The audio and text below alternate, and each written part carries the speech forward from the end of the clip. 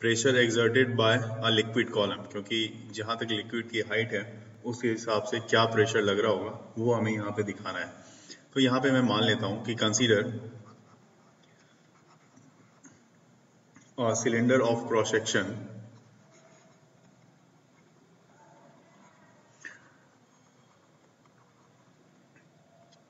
जो cross section है cylinder का, क्रॉस सेक्शन एरिया आपकी यहाँ पे ए है, capital A. Cross section area ये हो गया आपकी, ये वाला जो पोर्शन आप देख रहे हो ये इसकी क्रॉस सेक्शन एरिया होती है। ये क्या है, ये ए दी हुई है। नीचे भी सेम होगी, ये वाली जो क्रॉस सेक्शन पोर्शन है ये भी सेम होगी, वो भी ए ही होगी, है ना। तो ये क्रॉस सेक्शन एरिया होती है। और ये क्रॉस सेक्शन एरिया ए जो है, this one is filled with liquid of uniform density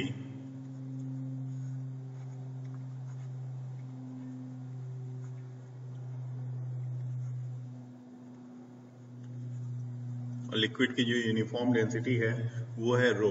जो लिक्विड आपने ली हुई है इसकी डेंसिटी है रो। और कितनी हाइट तक ली हुई है, तो to a height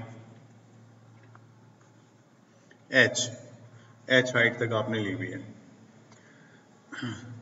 a normal force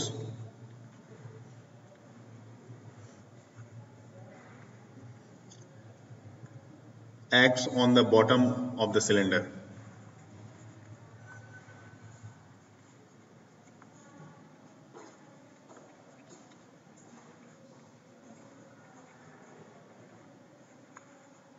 क्योंकि जो लिक्विड कॉलम है उसके कारण इस बॉटम पे नॉर्मल फोर्स इस तरह से परपेंडिकुलरली इस बॉटम पे लग रही होगी, इसके पूरे क्रॉस सेक्शन एरिया पे, due to the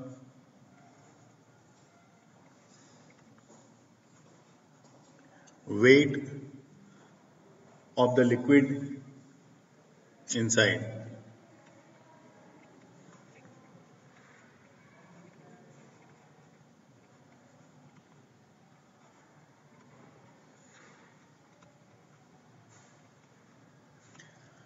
Therefore pressure exerted by the liquid on the bottom, क्या इस बॉटम पे प्रेशर लग रहा होगा लिक्विड के कारण। तो फॉर्मूला तो आपको पता है, P इक्वल टू क्या होता है, pressure equal to force upon area, तो F अपॉन A। अगर मान लिया जाए m मास की लिक्विड है इस कंटेनर में, m मास की लिक्विड है, ठीक है, तो यहाँ पे मैं लिख रहा हूं m is the mass of the liquid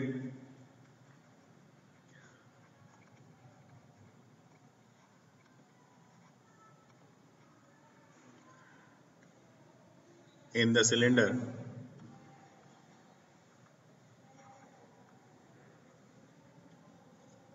तो ऐसे केस में जो आपका फोर्स आपका यहाँ पे लग रहा है F इक्वल टू क्या लिखोगे आप, F इक्वल टू जो फोर्स इतनी सारी लिक्विड जो है यहाँ से यहाँ तक की लिक्विड जो है इसका मास जो नीचे की तरफ लग रहा होगा वो फोर्स लगा रहा होगा इस बॉटम पे, F equal to m g.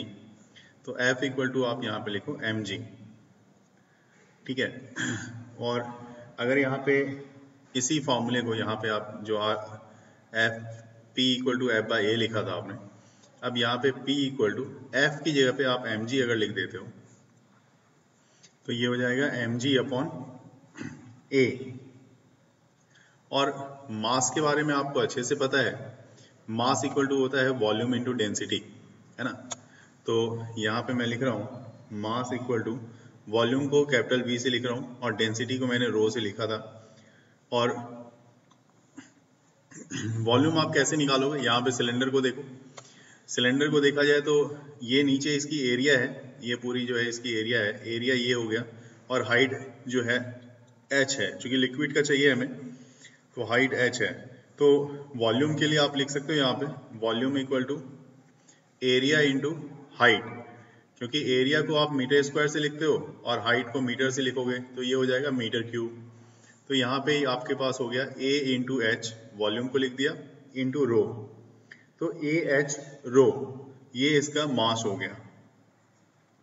तो जो फॉर्मूला मैंने यहाँ पे लिखा था ना P equal to mg by A, इसी को आप क्या लिखोगे अब, तो अब इसको यहाँ पे थोड़ा सा स्क्रॉल करते हैं और इस जगह पे P इक्वल टू M, मास तो आपने निकाल लिया, मास इक्वल टू कितना हो गया आपके पास AH रो, है ना, मास ये आ गया आपके पास, तो AH रो ये लिख लोगे आप, और G भी है यहाँ पे, तो into G upon A।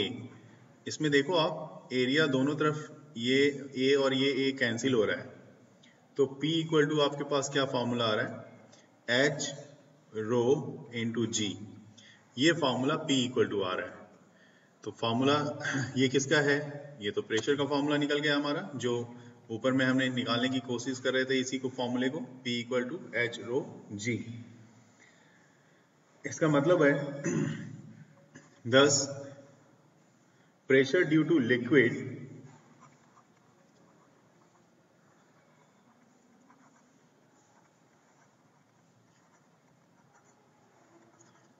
at rest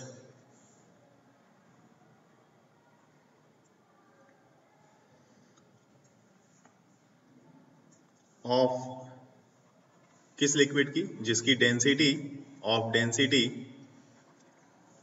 row eight depth h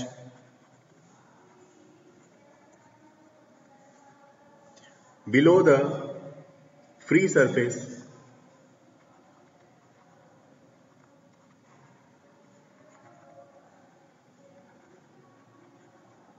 is, ये क्या हो जाएगा, P equal to H rho G। कुछ पॉइंट्स यहाँ पे डिस्कशन करने वाले हैं, वो पॉइंट्स को मैं यहाँ पे बताना चाहूंगा। तो पहला पॉइंट है आपके लिए कि जो pressure exerted by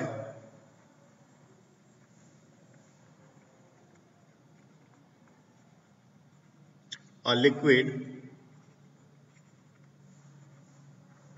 at rest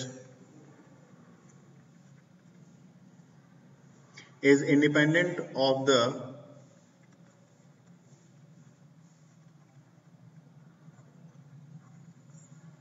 किससे इंडिपेंडेंट होता है, independent of the cylinder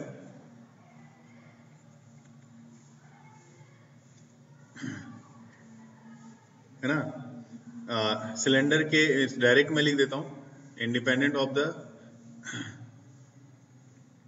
size and shape of the container.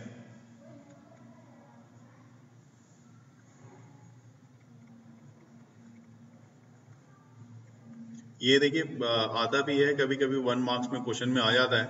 देखिए यहाँ पे साइज पे डिपेंड नहीं कर रहा है, किस पे डिपेंड कर रहा है, हाइट पे डिपेंड कर रहा है, डेंसिटी पे डिपेंड कर रही है, और जी एक्सेलरेशन ड्यू टू ग्रेविटी पे डिपेंड कर रहा है। तो दूसरे पॉइंट में आप देख सकते हो, मैं यहाँ पे लिख रहा हूँ कि all the points at the same depth have same pressure. Depth मतलब हाइट जो होगी, इसका मतलब है प्रेशर डायरेक्टली प्रोपोर्शनल किसके रहा होगा, एच के, रो के, एच के डायरेक्टली प्रोपोर्शनल रहा होगा, जहां की रो और जी जो है आपका ये कांस्टेंट है, रो और जी आपके लिए कांस्टेंट है। तो इसका मतलब डेप्थ अगर इंक्रीज करता है तो प्रेशर इंक्रीज करेगी और वाइस वर्सा होगा, तो उसी पे ये पूरा चीज डिपेंड कर रहा है, मतलब एच पे ही डायरेक्टली प्रोपोर्शनल हो रहा है। ये दो मेजर पॉइंट्स हैं इसके, ठीक है। अब यहाँ पे हमें देखना है इसके बाद पास्कल्स लॉ। पास्कल्स लॉ नाम तो सुना होगा आपने, या यहाँ पे उसी लॉ को मैं एक बार डिस्कस कर रहा हूँ। तो यहाँ पे मैं हेडिंग दे रहा हूँ यहाँ पे पास्कल्स लॉ।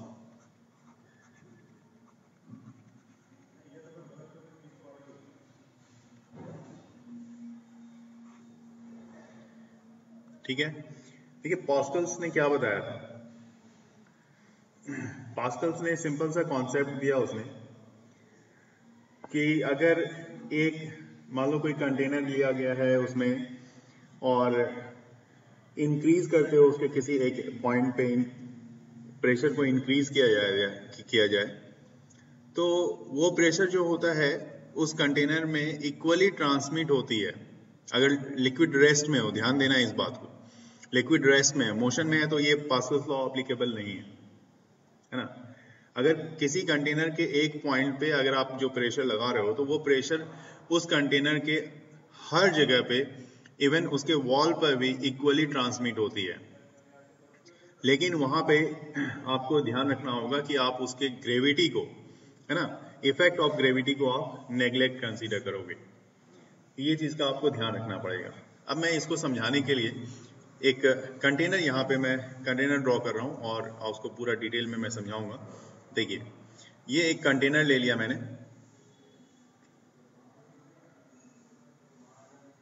और इसमें मैंने लिक्विड ले लिया। ठीक है, ये लिक्विड मैंने दिखा दिया यहाँ पे।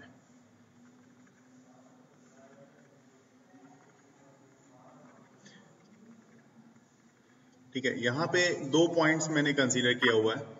एक पॉइंट आप यहाँ पे देखोगे, एक पॉइंट मैंने इस जगह पे कंसीडर किया, ये ए पॉइंट है, और एक सरफेस पे लिक्विड के बिल्कुल जहाँ पे सरफेस सेपरेटिंग सरफेस है एयर और लिक्विड का, दूसरा पॉइंट मैंने यहाँ पे इस जगह पे ड्रॉ किया हुआ है। इस दोनों पॉइंट के बीच का जो सेपरेशन है वो h हाइट का सेपरेशन है, h हाइट, ये h हाइट है। तो यहाँ पे आपने जो कंटेनर लिया हुआ है इसमें दो पॉइंट्स, अब ऑब्वियस सी बात है दोनों पॉइंट्स का प्रेशर अलग अलग होगा। अगर ए पॉइंट के प्रेशर की बात करें तो पी ए से रिप्रेजेंट करोगे, प्रेशर एट पॉइंट ए,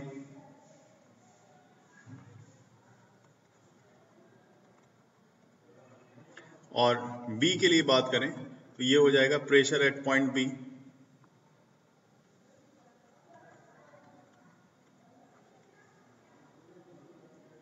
ठीक है, लेकिन सोचने वाली बात है कि प्रेशर कहां पे ज्यादा होगा। अगर प्रेशर डिफरेंस की बात करें, मैं बात करूं कि हमें प्रेशर डिफरेंस चाहिए, तो pressure difference between A and B,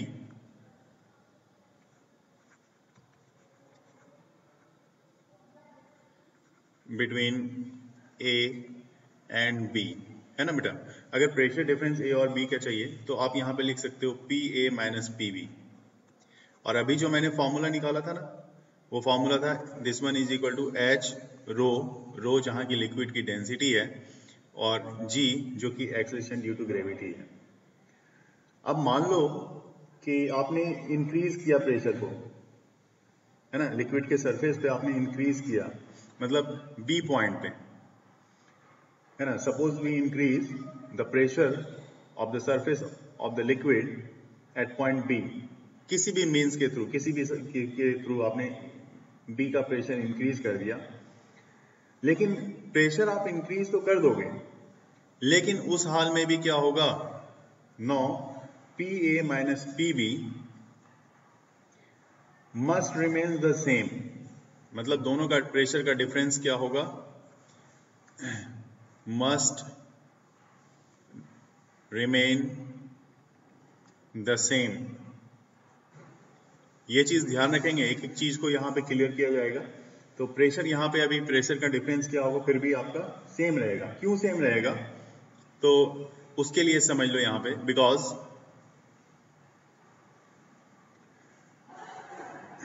यहां पे क्या क्या चीज चेंज नहीं हो रहा, तो एच चेंज नहीं हो रहा, हाइट वही है, डेंसिटी चेंज नहीं हो रही, और जी चेंज नहीं हो रही, है ना। ये सब क्या है, आर अनचेंज्ड।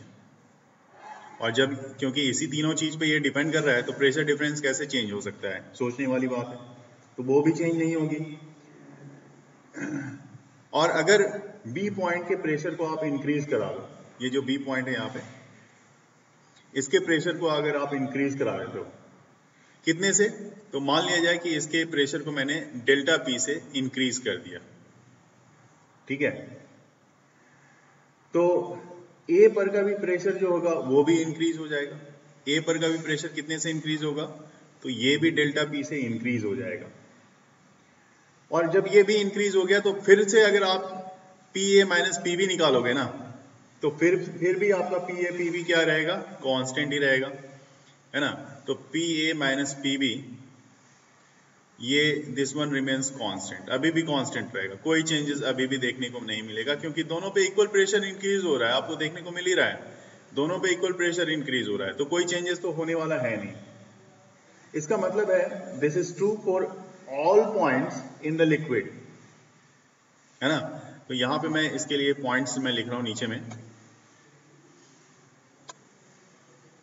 कि this is true for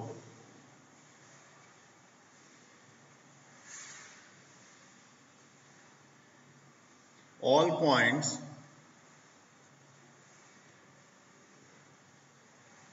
in the liquid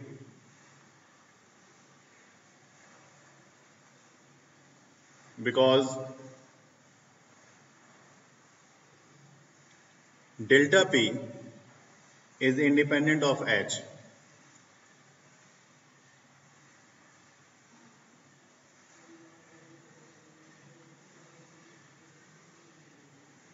और यही फैक्ट है जो रिकॉग्नाइज करता है पास्कल्स और पास्कल्स लॉ को, और इसी को बोला जाता है कि ये एक पास्कल्स लॉ का स्टेटमेंट है। तो पास्कल्स ने क्या बताया अपने स्टेटमेंट में, उसको पूरी तरह से समझते हैं। तो पास्कल्स लॉ या Pascal's states that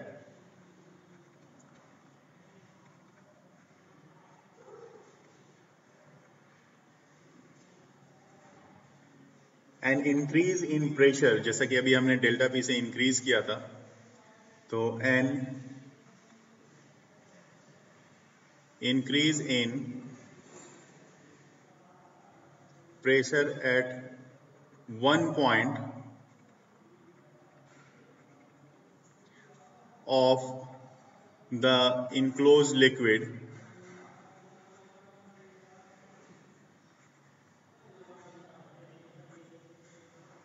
at rest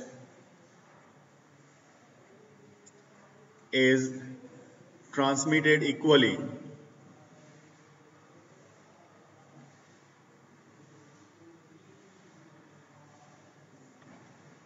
to every part of the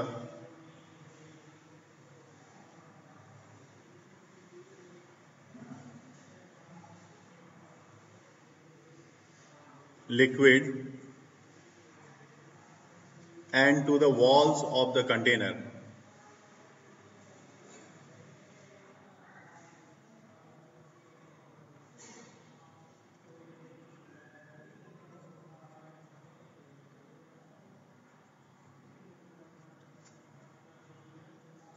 और जैसा कि मैंने लास्ट पॉइंट इसके लिए बोला था कि provided the effect of gravity is neglected, ये यहाँ पे ग्रेविटी के इस पार्ट को नेग्लेक्ट कर दिया गया है। तो यहाँ पे देखना पड़ेगा आपको कि कैसे इसकी प्रूव की जा सकती है, वो भी देखेंगे हम लोग। और ये भी बात समझेंगे कि प्रेशर जो होता है किसी पंपिंग स्टेशन पे, जो वाटर सिस्टम में प्रेशर होती है वो इंक्रीज होती है 10⁴ न्यूटन पर मीटर स्क्वायर से, जो कि हमारे घर में जो कनेक्ट होता है वाटर लाइंस, वो भी इंक्रीज उतने से ही होती है, क्योंकि वहां पे जो इंक्रीज किया जाता है कितने से, वाटर पंप्स जो हमारे घर में हमारे पास सप्लाई आती है ना, जो सप्लाई जहां से की जाती है, pumping station city water system, जो जहां पे भी सिटी वाटर सिस्टम है, वहां पे जो इसमें प्रेशर होता है 10⁴ न्यूटन पर मीटर स्क्वायर का। ये कहां पे प्रेशर होता है, समझेंगे बात को। ये प्रेशर होता है पंपिंग स्टेशन, जहां से वाटर की सप्लाई की जाती है पंपिंग स्टेशन पे। और जब ये प्रेशर सप्लाई की जाती है तो यही प्रेशर घर में, जैसे मान लो ये मोटी सी पाइप से यहाँ से सप्लाई किया जा रहा है, और इस पाइप का जो ब्रांच निकाला गया, यहाँ से निकाला गया, यहाँ से जितनी भी ब्रांच निकाल दी जाए पाइप की, तो हर क्रॉस सेक्शन पे उतना ही प्रेशर, मतलब आपको जो आपके घर तक जो आ रहा है ना पानी, उसमें भी इतना ही प्रेशर 10⁴ न्यूटन पर मीटर स्क्वायर का प्रेशर मिलेगा। ये जो आपके घर पे जो पाइप लाइन्स कनेक्टेड होती हैं, वहाँ पे भी इतने से ही ये इंक्रीज होता है। अगर पावर ये सिटी प्लांट से, जहाँ पे भी वाटर सिटी प्लांट है, वहाँ से अगर सप्लाई हो रही है इतने की, तो घर पे भी आपको इतने ही प्रेशर का वाटर यहाँ पे मिलता है। ये एक जनरल एग्जांपल है जो कि हम लोग अपने घर में हमेशा देखते हैं, पानी आता है, सबके घर में आता है, तो पाइप से जो पानी आता है उसके लिए बताया गया। तो अब यहाँ पे देखना है हमें एक्सपेरिमेंटल प्रूफ, है ना। तो एक्सपेरिमेंटल प्रूफ को देखेंगे पहले, इससे पहले कि इसको प्रूफ देखा जाए, तो इसको मैं यहाँ पे ड्रॉ करके दिखाऊंगा तो ज़्यादा क्लियर समझ में आएगा। तो मैं ड्रॉ कर देता हूँ पहले। देखिए, इस एक्सपेरिमेंटल प्रूफ को समझने के लिए ये एक मैंने स्फेरिकल वेसल ले लिया है, आप भी ले सकते हो। Spherical vessel having 4 cylindrical tubes A, cylindrical tube B, cylindrical tube C and cylindrical tube D. तो having 4 cylindrical tube, cylindrical tube बोला जाए, उसी के साथ जो है यहाँ पे पिस्टन भी लिया हुआ है। Cylindrical tubes A, B, C and D fitted with watertight frictionless piston.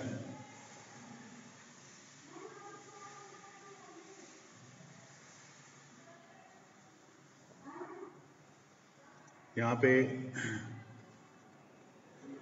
Water tight जो है फ्रिक्शनलेस पिस्टन है।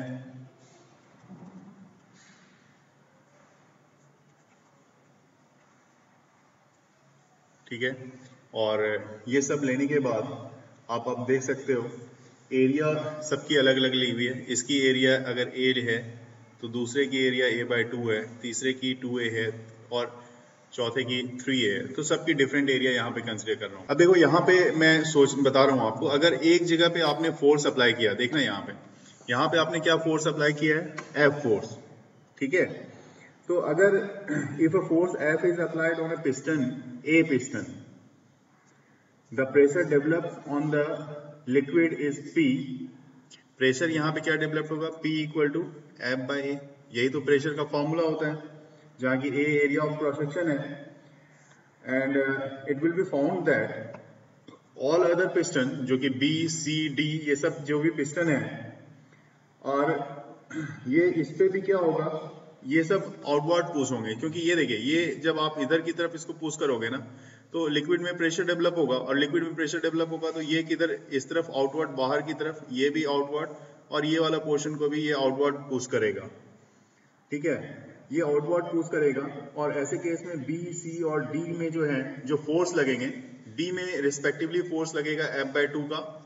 उसी तरह से C वाले पोर्शन में आप देखोगे, यहाँ पे फोर्स जो एक्सपीरियंस किया जाएगा वो 2F का फोर्स एक्सपीरियंस होगा, और वही D वाले में आप देखोगे तो यहाँ पे जो फोर्स होगा वो 3F का फोर्स एक्सपीरियंस किया जा रहा है।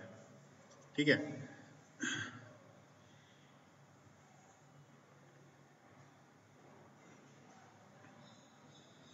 और तब आप कह सकते हो कि प्रेशर हर पिस्टन पे क्या लग रहा है, F/A का लग रहा है। क्योंकि अगर B पिस्टन की बात करें तो यहाँ पे क्या प्रेशर लग रहा है, देखो B पिस्टन पे क्या प्रेशर लग रहा है, तो B पिस्टन पे प्रेशर लग रहा है P इक्वल टू F/2, जो कि फोर्स इतने का है, और प्रेशर कितने का है, A/2। तो प्रेशर जो लग रहा है कितने का लग रहा है, F/A। इसके इक्वल लग रहा है, P के इक्वल F/A। तो जो कि यहाँ पे A पे लग रहा था, वही सेम प्रेशर कितने पे लग रहा है, B पे लग रहा है। अगर मैं C की बात करूं तो C पे क्या प्रेशर लग रहा है, तो देखो C के लिए भी F/A, pressure at C represent कर दो PC से, यहाँ पे रिप्रेजेंट कर दो PB से, तो PC इक्वल टू कितना होगा, 2F/2A, और 2 कैंसिल कर दोगे तो F/A। तो ये C पे लग रहा है। अगर मैं D की बात करूं, प्रेशर D पे क्या लग रहा है, तो D के लिए भी F कितना है, तो 3F/3A, मतलब हर हाल में F/A, मतलब प्रेशर हर तरफ इक्वली डिस्ट्रीब्यूट हो रहा है। This indicates that the pressure F/A applied on the piston A, जो कि आपने A पिस्टन के थ्रू अप्लाइड किया था, A is transmitted equally to all parts of the liquid, and this experiment proves Pascal's law। ये experiment आपका Pascal's law को prove कर देता है। यही आपको पेपर में भी इसी तरह से अरेंज करके लिखना है।